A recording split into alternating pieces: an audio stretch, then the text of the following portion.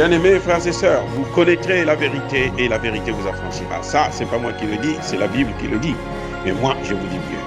Vous connaîtrez la vérité historique, notamment celle de vos ancêtres kémites, et vous aurez une vision globale de ce que c'est que la vraie souveraineté politique. J'ajoute, vous reviendrez à la spiritualité africaine ancestrale et vous comprendrez les enjeux de l'indépendance économique. Et pour terminer, vous accepterez votre identité culturelle kémite et vous obtiendrez deux choses. La première, c'est la paix. La seconde, c'est le développement, à une condition. L'unité de toute l'Afrique noire, l'unité de tous les Noirs du monde entier. Otep à tous, bienvenue sur la chaîne des panafricanistes, par essence, par conviction et par excellence. Celle des citoyens kémites par nécessité et obligation de combat. Nous sommes une chaîne qui n'est guidée que par nos ancêtres et rien que par les ancêtres qui appartiennent à l'égrégore du monde noir. Par conséquent, nous ne croyons en aucun Dieu venu de l'étranger. Toutefois, cette vidéo n'est aucunement destinée à inciter à la haine ou à la violence. Car nous menons un combat qui est d'abord et avant tout spirituel, ensuite il est politique, géopolitique et géostratégique, contre l'impérialisme, le colonialisme, le néocolonialisme et l'endocolonat, sur la base du principe fondamental que nous avons hérité de nos ancêtres kémites, qui est celui de la Mahat, c'est-à-dire solidarité, vérité et justice. Vous êtes donc en droit de connaître la vérité, et nous avons l'obligation de vous dire la vérité, rien que la vérité, afin que justice soit rendue au continent africain. Et ça, c'est notre modeste contribution dans cette noble lutte en faveur de la souveraineté, la dignité, la solidarité et l'unité africaine. Ça, c'est bien entendu ce que nous appelons le panafricanisme. Bien-aimés frères et sœurs, j'ai écouté l'intervention de Blé Goudé, notamment en ce qui concerne les 49 mercenaires ivoiriens arrêtés au Mali, dont 3 ont été libérés, 3 femmes. J'ai été un peu frustré, étonné, surpris, mais pas vraiment, parce que je sais que le système francophone, c'est un système où il faut brimer, torturer et formater. Et si on n'est pas fort d'esprit, je répète, si on n'est pas fort d'esprit, on tombe dans le système. Parce qu'on vous fait d'abord souffrir, on vous torture, physiquement parfois, ou moralement. Et c'est ce que Blé Goudé a subi. Blé Goudé a subi des tortures physiques, des tortures morales. Physique par la prison, morale par le fait qu'on ne veut pas lui donner il a eu du mal à obtenir son passeport et maintenant pour rentrer dans son pays ça devient compliqué et ça c'est la spécialité des Français, c'est leur spécialité, de la France-Afrique. Et quand on est dans cette situation, il faut être très très fort spirituellement. Il faut avoir un esprit très solide. Sinon, on tombe, on finit par soutenir le diable. Parce que lorsque j'écoute le discours de Blé Goudé, j'ai l'impression qu'il soutient Alassane Ouattara indirectement. Il essaie de vouloir jouer le jeu. Il n'a pas été aussi clair que Simone Gbagbo ou que Laurent Gbagbo lui-même. Parce que Laurent Gbagbo ne vous a pas dit qu'il soutient Alassane Ouattara, il ne vous a pas dit qu'il soutient le Mali. Il veut des informations. Il veut comprendre mieux ce qui se passe. Parce qu'il sait qu'il y a quelque chose qui ne va pas. Voyez, et Blé Goudé, lui, il vient, il se base sur le fait d'être patriotisme, sur le fait d'être patriotiste plutôt, et qu'il prend une position en tant que tel. Non. Ce n'est pas question du patriotisme, Blé Goudé. C'est-à-dire que le patriotisme, est différent du panafricanisme. Le patriotisme, pour un panafricanisme, c'est soutenir l'Afrique. Pas soutenir ces petites nationalités-là qui découlent de la conférence de Berlin de 1885. Non. Un panafricaniste n'est pas patriotiste quand il s'agit de deux pays africains. Je répète, un panafricaniste plutôt, n'est pas patriotiste lorsqu'il s'agit d'un conflit entre deux pays africains. Il est patriotiste lorsqu'il s'agit d'un pays africain, quel qu'il soit, contre l'Occident, contre les puissances étrangères qui veulent nous dominer, qui veulent nous détruire. C'est ça le panafricanisme. Dire que dans un conflit, une situation entre la Côte d'Ivoire et le Mali, soutenir la Côte d'Ivoire parce qu'on est patriotiste, c'est pas être panafricaniste. Je suis désolé, mais c'est qu'on n'a pas la même conception du mot panafricanisme. Parce que si c'est ça, à cause du patriotisme plutôt de Blé Goudé, il faut qu'on libère les 49 soldats. Alors il n'a qu'à demander à à la France de libérer tous les Ivoiriens qui sont en prison en France. C'est ça le patriotiste. Là, il peut dire, je suis Ivoirien, je soutiens tous les Ivoiriens qui sont en France en prison. Et que je demande au gouvernement français de les libérer, quels que soient les crimes ou les délits qu'ils ont commis. Eh oui, c'est ça justement. C'est là la différence. Dans un cas comme celui-ci, je crois que, à la place de Blé Goudé, j'aurais plutôt demandé à avoir plus d'informations, à connaître la vérité. Pas à prendre position parce que je suis ivoirien. Mais un panafricaniste n'est pas ivoirien, il n'est pas malien, il est africain. Donc panafricanisme, il y a africain, il y a Afrique. Donc le panafricanisme est au-delà des petites nationalités que nous avons. Des pays d'origine, là où nous avons été nés, ou dont nous avons les parents, ou dont les parents sont originaires. Non, le panafricanisme est au-dessus de ça. Donc lorsque Blé Goudé prend position, vous voyez, quand il prend position par exemple sur Pulchéry Baldé, qui a été arrêté injustement, ça peut se comprendre. Mais lorsqu'il parle du panafricanisme, et il dit que moi, je suis patriotiste, je soutiens, je demande à ce que... Non, mais il ne sait pas ce que ces Ivoiriens sont allés faire en Côte d'Ivoire, et plutôt au Mali. Il ne sait pas. À moins qu'il soit dans le secret, hein, qu'il sache lui. Mais en tout cas, les raisons évoquées par le président Alassane Ouattara, on a compris que c'était un mensonge grossier, puisque les Nations Unies n'ont pas reconnu qu'il y avait une rotation des militaires ivoiriens. Eh oui, c'est ça le problème. Les Nations Unies n'ont pas reconnu. Donc, visiblement, Alassane Ouattara a menti. Ça, c'est un élément. 2, ces mercenaires ivoiriens, ou ces soldats, ces militaires, ont menti sur leur identité. Ils n'ont pas dit qu'ils étaient des militaires. Ils ont dit qu'ils étaient des étudiants, des commerçants, des maçons, des peintres, des ceci et de cela. Tout sauf la réelle identité. Donc, ça cache quelque chose. Mais M. Blé Goudé, je suis désolé, c'est-à-dire que, et pourtant il a dû faire des études de droit, il devrait connaître au moins, ça c'est le béaba. Non, mais il y a un problème là.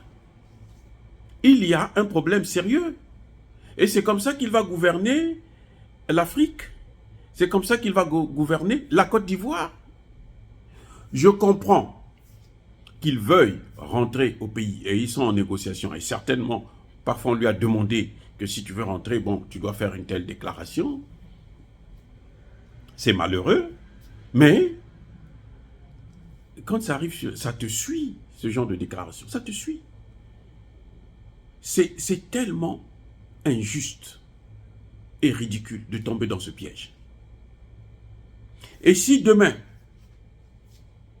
la justice malienne arrivait à prouver qu'effectivement ce sont des mercenaires, si demain, ils passent aux aveux et ils expliquent la situation réelle, qu'est-ce qu'il va faire? Il va demander des excuses au Mali? Ou bien il va dire qu'en tant que patriote, je n'ai pas d'excuses, je pense que c'est comme ça, c'est normal, libérez-les seulement. Non. Un homme politique de cette envergure, qui a un parti politique, avec une dénomination patriotisme ou patriotiste, ne peut pas prendre des positions de cette manière.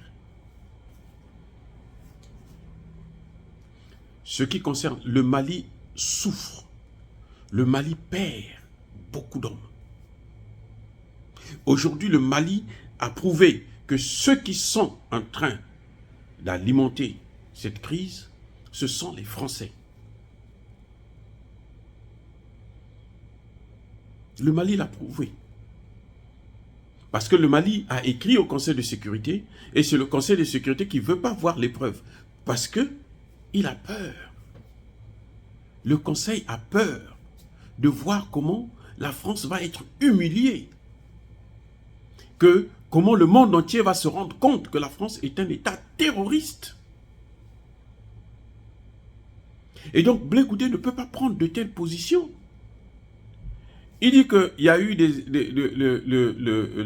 des attentats en Côte d'Ivoire. Eh bien, je veux vous apprendre, M. Blé Goudé, que ce n'est pas des attentats ordinaires. C'est la France qui fait ça parce qu'elle veut s'installer, elle veut occuper la Côte d'Ivoire. Et avec un tel langage, vous n'allez pas pouvoir combattre ces Français. Et je suis désolé, vous n'allez pas pouvoir les combattre avec un tel langage. Soit vous vous taisez, vous attendez quand vous rentrez au pays, et à ce moment, vous prenez vos positions, comme Laurent Gbagbo l'a fait. Il avait aussi des pressions. Il avait même plus de pression que vous. Laurent Gbagbo était sous pression, mais il s'est tué tout le temps qu'il était en exil.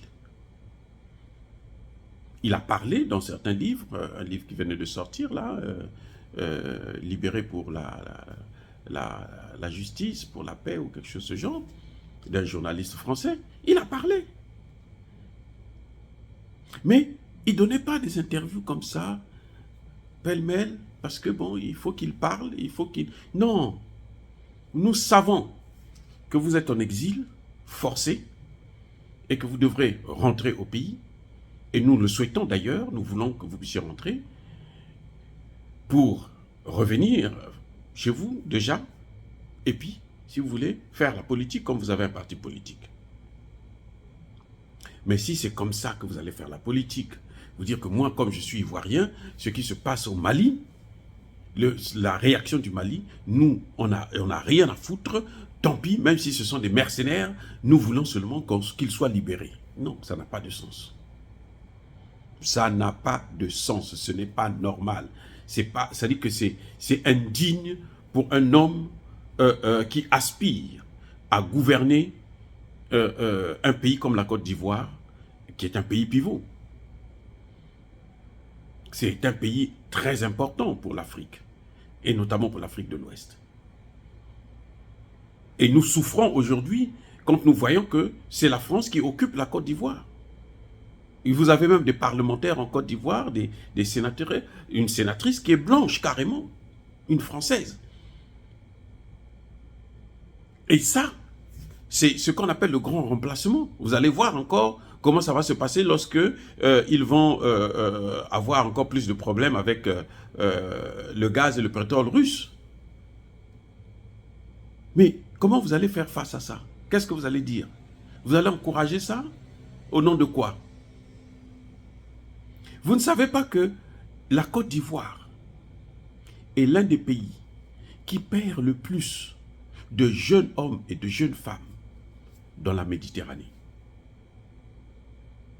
Je vous informe puisque vous croyez que Alassane Ouattara fait un bon travail, les Français sont là pour vous aider, pour développer la Côte d'Ivoire, eh bien, je vous dis que par jour, les statistiques sont, le gouvernement italien l'a dit à Alassane Ouattara. Il y a parfois plus de 300 Ivoiriens qui meurent par jour dans la Méditerranée. Mais c'est une hémorragie. Et vous venez, vous ne voyez pas la responsabilité de ceux qui sont derrière. Je comprends que Alassane Ouattara est un pion, est un objet. Et que bon, c'est difficile, c'est pas évident de l'attaquer puisqu'il a des dossiers qu'il peut sortir sur vous, notamment cette condamnation de 20 ans d'emprisonnement. Mais, écoutez, M. Blé Goudé, moi je vous conseillerais de vous taire sur des sujets comme celui-ci. Ce serait mieux que de dire ce que vous avez dit au nom du patriotisme. Parce que, croyez-moi, le panafricanisme est au-dessus du patriotisme. Vous êtes un panafricaniste, vous le revendiquez, vous n'avez plus à voir cette petite identité nationale en tant qu'Ivoirien, parce que en tant que patriotiste, vous êtes Ivoirien, vous êtes Malien, vous êtes Camerounais, vous êtes Congolais, vous êtes Sénégalais, vous êtes Soudanais, vous êtes Éthiopien, vous êtes Africain. Et que lorsqu'il y a un conflit entre les Africains, vous devrez chercher à savoir d'abord la vraie vérité avant de prendre position. Et pour quelqu'un qui a fait des études de droit, c'est honteux. Et pour quelqu'un qui a géré, qui a travaillé, qui a été un homme politique de grande envergure, c'est décevant. Je crois que M. Blé Goudé, si c'est comme ça que vous comptez faire la politique, je vous conseillerais de prendre déjà votre retraite anticipée. Parce que ça n'avancera pas le continent africain. Et croyez-moi, le continent, la Côte d'Ivoire seule ne pourra pas s'en sortir si les autres pays ne s'en sortent pas. Et écoutez une autre chose que je veux vous dire, l'exemple du Mali. L'Afrique aujourd'hui s'est accrochée au chevet du Mali. Parce que si le Mali réussit, l'Afrique réussira, y compris la Côte d'Ivoire. Si le Mali échoue, retenez ça très bien, si le Mali échoue, c'est l'Afrique qui va échouer. Vous avez vu la base qu'ils avaient mis au Mali? Ils avaient au moins 4 ou 5 bases militaires. Et ils s'apprêtaient maintenant, ils avaient fait venir maintenant l'Union européenne. Takuba, là, c'est l'Union européenne. C'est une force militaire de l'Union européenne qu'ils étaient en train de mettre en gestation, qu'ils étaient en train de créer. Parce qu'ils ont besoin des terres, ils ont besoin des hommes qu'il faut tuer gratuitement pour voir comment ça marche, comment ils peuvent s'exercer. Et ils ne peuvent pas le faire en Europe, il n'y a pas d'espace. Chez nous, là, il y a l'espace. Donc le Mali, là, c'était pas seulement pour le Mali, mais c'était pour l'Afrique, pour la sous-région. Depuis le Mali, ils contrôlaient le Sahel, tout le Sahel, et une bonne partie du golfe de Guinée. C'est comme ils avaient fait avec les bases militaires. Donc, le Mali est en droit de prendre des dispositions, d'incarcérer des mercenaires ivoiriens, même si ce sont des Ivoiriens, pour les faits qui leur sont reprochés. Ils n'avaient pas le droit de venir avec des armes de guerre, tout un avion rempli d'armes. Un avion entier rempli d'armes, c'était pour faire quoi? Et ils arrivent, ils montent. Ils ont des faux passeports. Parce que les passeports qu'ils ont, ce sont des faux passeports. Aujourd'hui, on ne sait même pas s'ils sont tous des Ivoiriens. Probablement qu'ils ne sont pas des Ivoiriens. C'est pour ça qu'Alassane Ouattara ne veut pas qu'on puisse savoir quelle est leur nationalité. Certainement qu'il y en a qui ne sont pas Ivoiriens. Donc, M. Blé Goudé, vous devrez quand même adopter un profil bas. Ce n'est pas la peine de vous passer pour le panafricanisme. Ce n'est pas ça qui fera que Alassane Ouattara puisse vous laisser rentrer au pays. Ou bien que les Français puissent vous considérer encore comme étant un bon leader pour la Côte d'Ivoire. Parce que vous êtes déjà fiché.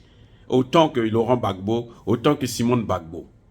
Mais nous savons que ce n'est pas les Français qui décident, ce sont les Ivoiriens, ce sont les Africains qui décident de votre avenir. Ce n'est pas la France.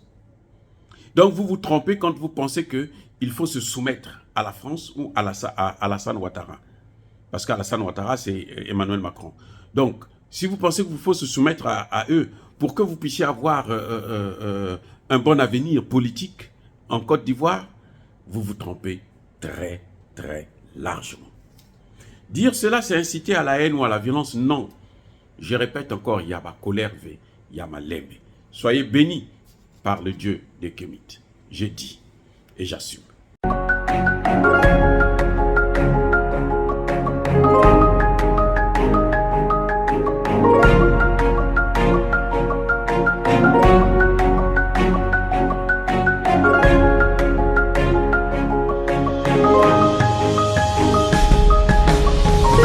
Eux, ils marchent par la foi et non par la vue.